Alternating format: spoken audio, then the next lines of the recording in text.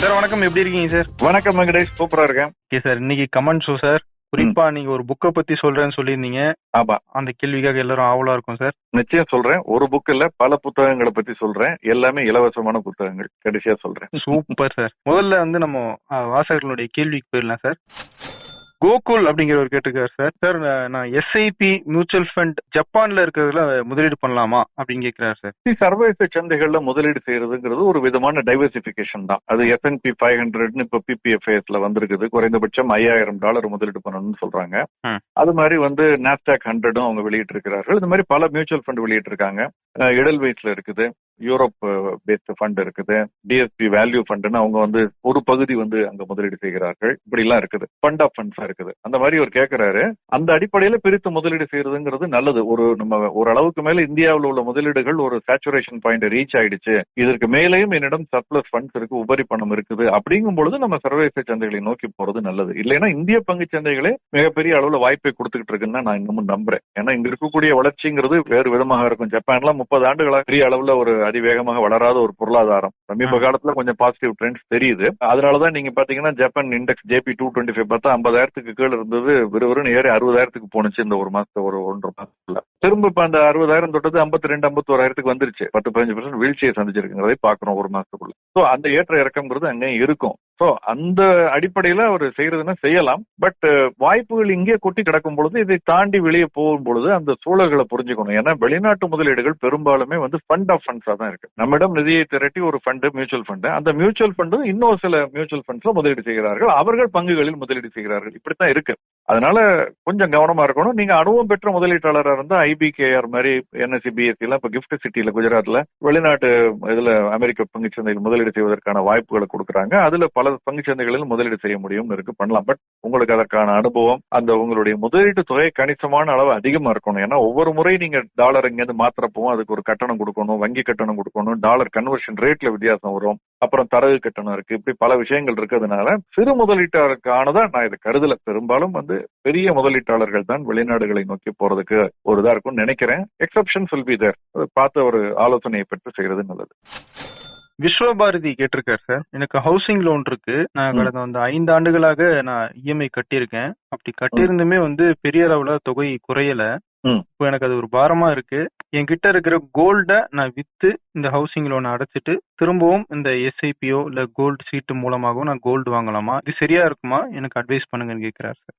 இது யாராலையுமே இதுக்கு பதில் சொல்றது ரொம்ப கஷ்டம். ஏன்னா தங்கத்தினுடைய விலை நாளைக்கு ஏறி போச்சுன்னா என்ன பண்ணுவோம்? இன்னைக்கு வித்ததை விட இதா இருக்கு. அப்ப நம்ம தங்கத்தினுடைய விலையை ப்ரெடிக்ட் பண்ண ட்ரை பண்றோம். நாளைக்கு ஏறாது, அதனால வித்துட்டு அந்த பணத்தை எடுத்து நம்ம வீட்டு கடன் அடைக்கிறோம்னு. அது எப்படி உறுதியா சொல்ல முடியும்? சொல்ல முடியாது. அதோட இல்ல, ஒரு டைவர்சிஃபைட் அசெட்ஸ், கோல்டு வேற, ரியல் எஸ்டேட் வேற, பங்குச்சந்தை வேற அப்படின்னு பிரித்து முதலீடு செய்திருக்கும் பொழுது ஒன்னை வித்து இன்னொன்னு நான் வச்சுக்கிறேன்னு சொல்றது சரியா இருக்காதுன்னு நான் நினைக்கிறேன். ஓகே.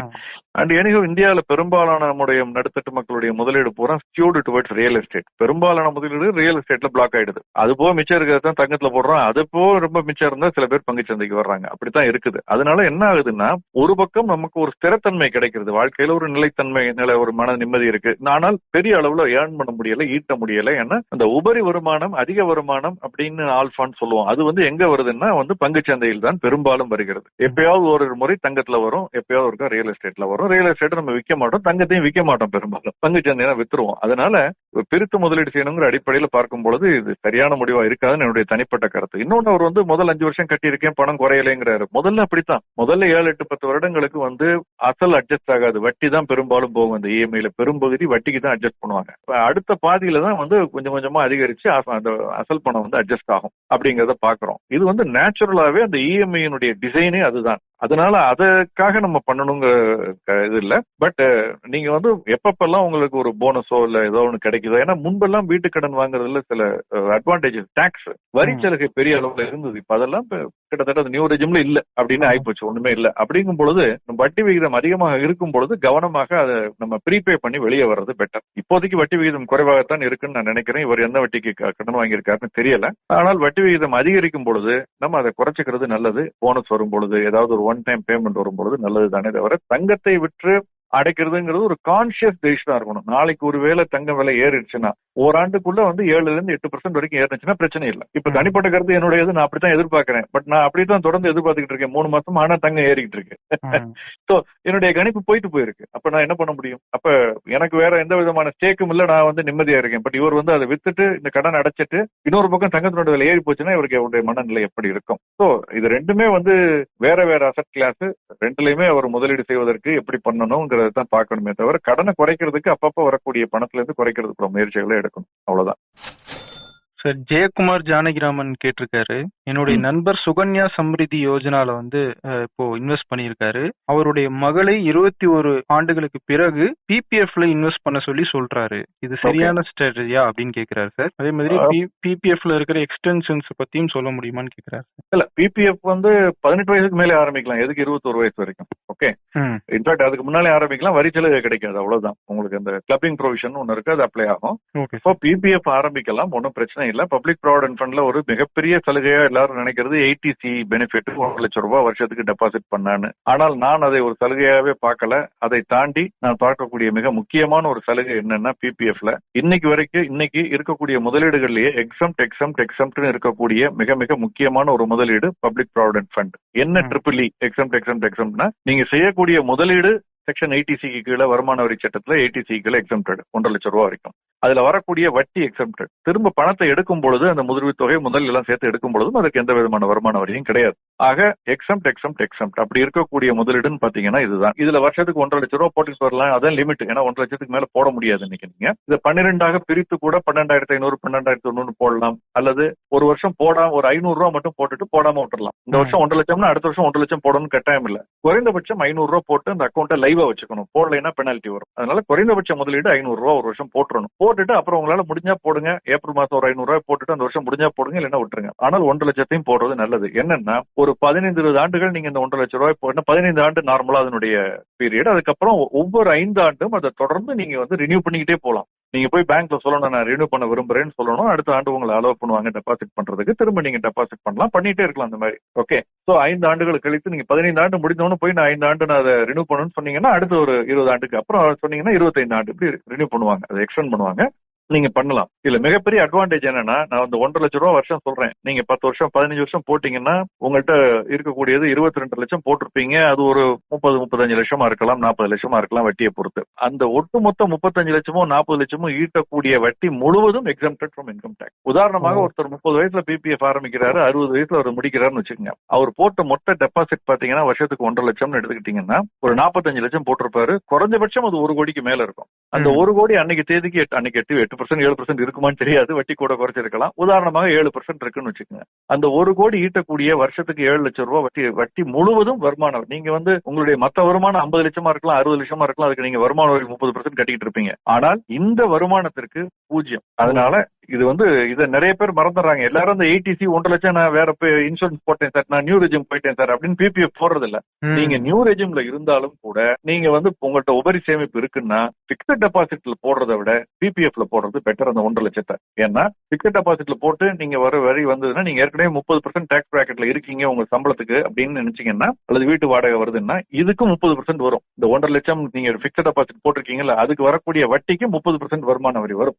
ஆனால் நீங்க பிபிஎஃப்ல போட்டு வரக்கூடிய வட்டிக்கு வருமான வரி கிடையாது. அதை புரிஞ்சுக்கணும். அதனால நீங்க உங்க பேர்ல மட்டும் இல்ல, உங்க மனைவி பேர்ல, உங்க அப்பா அம்மா குழந்தைங்க யார் எல்லா பேர்லயும் நீங்க பிபிஎஃப் அக்கௌண்ட் ஓபன் பண்ணி போடலாம். அதுக்கு வருமான வரி கிடையாதுங்கிறத நீங்க அவங்க ஓபன் பண்ணி அவங்க அந்த பலனை என்ஜாய் பண்ணலாம். அது புரிஞ்சுக்கணும். குறைந்தபட்சம் 500 ரூபாய், அதிகபட்சம் 1.5 லட்சம் ரூபாய் அப்படிங்கறதையும் ஞாபகம் வச்சு. சார் அடுத்த கேள்வி கண்ணபிரான்றவர் கேட்டிருக்காரு, ஒரு ஷேர் புதுசா ஆப்ஷன் ட்ரேடிங்க்கு வருதுனால அந்த பர்டிகுலர் ஷேருக்கு என்ன இம்பாக்ட் இருக்கும் அப்படின்னு கேட்டிருக்காரு.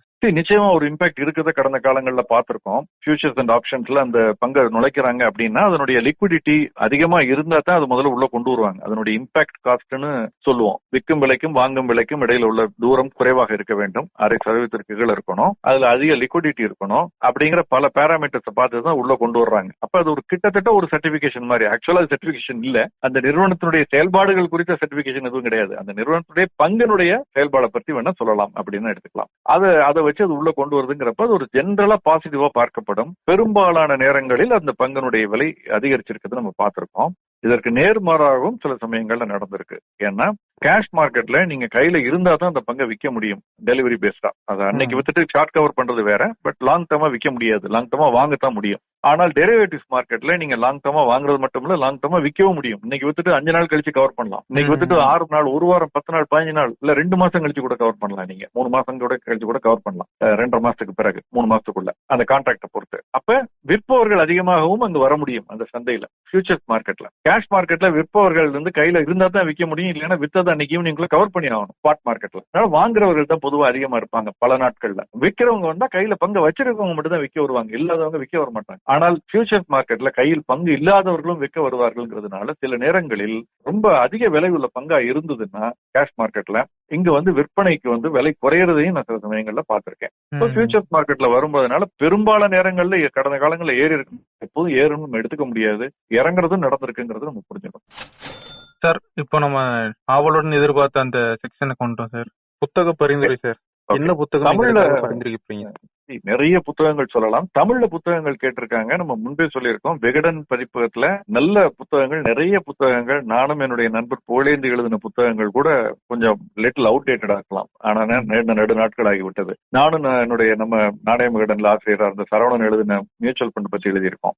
சொக்கலிங்கம் பழனியப்பன் எழுதியிருக்காரு பங்குச்சந்தையை பத்தி, செல்லமுத்து குப்புசாமி எழுதியிருக்காரு. இப்படி பல புத்தகங்கள் விகடனுடைய இணையதளத்துல போனாலே விகடன் பிரசுரம் புத்தகங்கள் நிறைய பார்க்கலாம். இது தவிர தனியா மற்ற நிறுவனங்களும் நிறைய பேர் போட்டிருக்காங்க, கிழக்கு மாதிரி நிறுவனங்கள்லாம் நிறைய போட்டிருக்காங்க. சோ நிறைய புத்தகங்கள் தமிழ்ல இருக்கு. பட் நான் பரிந்துரைக்க போறது, இதெல்லாம் தாண்டி நான் பரிந்துரைக்க போறது முக்கியமா என்னன்னா, உங்களுக்கு முற்றிலும் இலவசமாக கிடைக்கக்கூடிய ஆத்தென்டிக்கான, எந்த விதமான இன்டென்ஷனும் இல்லாமல், உங்களை வாங்க தூண்டுவதோ, விற்க தூண்டுவதோ, வணிகத்திற்கு தூண்டுவதோ அப்படிலாம் எதுவும் இல்லாமல், அப்படின்னா நம்ம எல்லாம் எங்க புத்தகங்கள் அப்படின்னு கேட்கக்கூடாது, அப்படி இல்ல. பட் இருந்தாலும் வணிக நோக்கம் இல்லாத ஒரு புத்தகம்னு பாத்தீங்கன்னா NISM, national institute of securities market. அவர்கள் அவர்களுடைய அந்த படிப்பு, கல்லூரி மாணவர்களோ அல்லது இந்த துறையை ஒரு கேரியரா தேர்ந்தெடுக்க விரும்புவர்களுக்கான பரீட்சை நடத்துவதற்கான ஒரு தேர்வுக்கான அந்த கண்டென்ட் இருக்கு இல்லையா, அது புத்தகமாக போட்டிருக்காங்க. அது கடைகள்ல விலைக்கு கிடைக்குது, பட் இலவசமாக அவங்களுடைய இணையதளத்துல ஏற்றிருக்காங்க. அதை நம்ம டவுன்லோட் பண்ணிக்க முடியும், PDF ஃபார்மேட்லயோ வேர்ட் ஃபார்மேட்லயோ டவுன்லோட் பண்ணலாம் அல்லது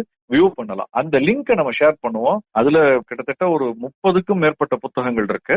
ஒவ்வொன்றை பத்தி, கமாடிட்டி சந்தையை பத்தி, கரன்சி சந்தையை பத்தி, கரன்சி ஃபியூச்சர்ஸ் பத்தி, டெரிவேட்டிவ்ஸ் பத்தி, securities operation, interest rate derivatives, mutual ஃபண்ட்னா என்ன அதை பத்தி, மியூச்சுவல் ஃபண்ட் டிஸ்ட்ரிபியூட்டர்ஸுக்கானது. இதை படிச்சுட்டு நீங்க அந்த கேரியராவும் எடுத்துக்கலாம் அல்லது நீங்க வணிகம் செய்வதற்கும் பயன்படுத்திக் கொள்ளலாம். டெரிவேட்டிவ்ஸ், ஈக்விட்டி டெரிவேட்டிவ்ஸ் பத்தி இருக்கு, ஃபியூச்சர்ஸ் பத்தி இருக்கு, ஆப்ஷன்ஸ் பத்தி இருக்கு. அதுல டெரிவேட்டிவ் ஸ்ட்ராட்டஜிஸ்னா என்னன்னு உள்ள கொடுத்திருக்காங்க. 200க்கும் மேல 200 பக்கங்கள், 150-200 பக்கங்கள் இருக்கு. இந்த மாதிரி ஒரு 30க்கும் மேற்பட்ட புத்தகங்கள் அங்க அவைலபிளா இருக்கு. அந்த லிங்கை நம்ம ஷேர் பண்ணுவோம்.